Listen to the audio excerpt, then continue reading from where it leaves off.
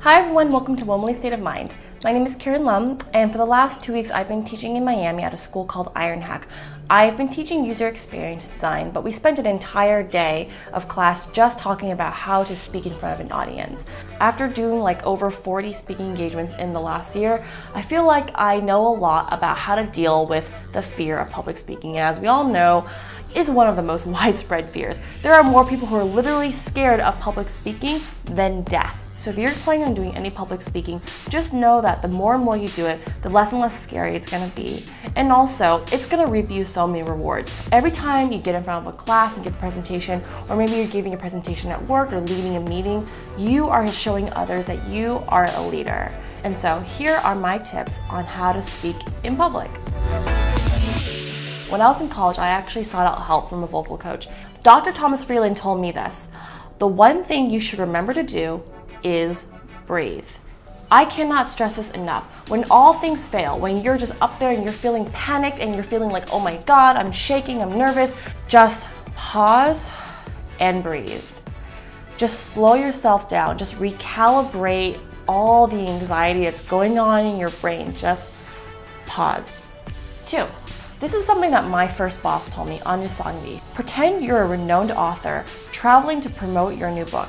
Whenever you get a question from the press, refer back to the one statement you stand for. So the reason why I do this is because sometimes, honestly, you cannot memorize everything you want to talk about in your head. And so as you get questions from the audience and you're feeling like nervous, just refer back to the most important point. After all, human beings can only remember so much information in their head, so it's better to have a hierarchy in the content you're delivering and refer back to the most important thing over and over and over again. Next, memorize your content, not your words. The reason why I say this again is because it's so hard to remember everything you need to say. The first time I ever gave any kind of speaking engagement was a few years ago, and I literally wrote out like 3 pages, like small print, and I had it on a sheet of paper in front of me. I don't memorize my words anymore. I don't script what I need to say. I just know the content, not the actual verbiage. Because when you feel comfortable and you're confident, you don't have to remember all the little things you need to say. You can just get up there and talk about what you want to say and use the word that you would use very comfortably. The next thing, before you get up there, record and time yourself. Both will help you keep track of exactly how long you're talking for. It's really easy to kind of go on and on and on, or to go way too fast. So I encourage you, get your smartphone, just prop it up and record yourself. And then have the courage to also listen to yourself, watch yourself. Pay attention to how you say things, where your eyes are going, your body language.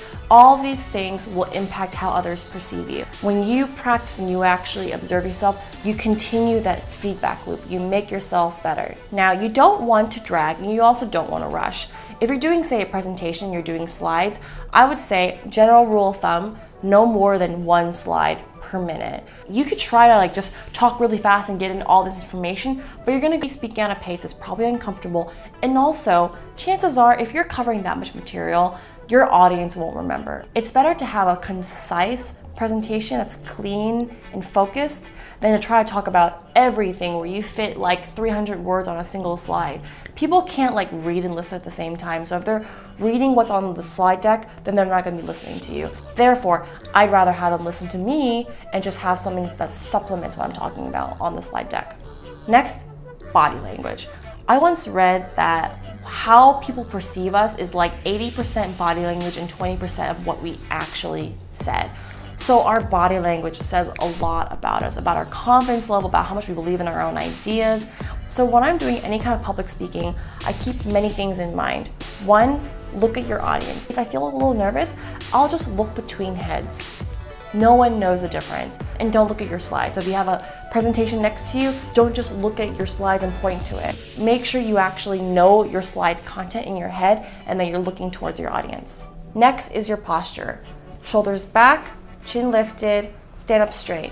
Don't look like this, but I'm actually activating all these muscles right now. And lastly, don't put your hands in your pockets. It's like a symbol, it's like a sign of weakness. Don't I look not confident in my ideas? If you're looking for inspiration on body language, check out Amy Cuddy's TED Talk on power posing.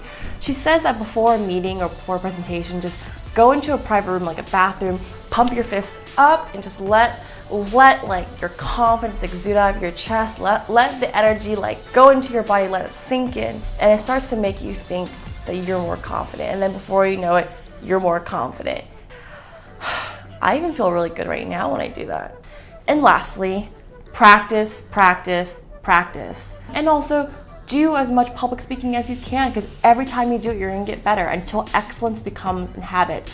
I have talked in public for God knows how many hours this past year, and now I feel totally comfortable doing it. I feel like myself. Talking to a single person doesn't feel any different from talking to a crowd of 30 or a crowd of 100.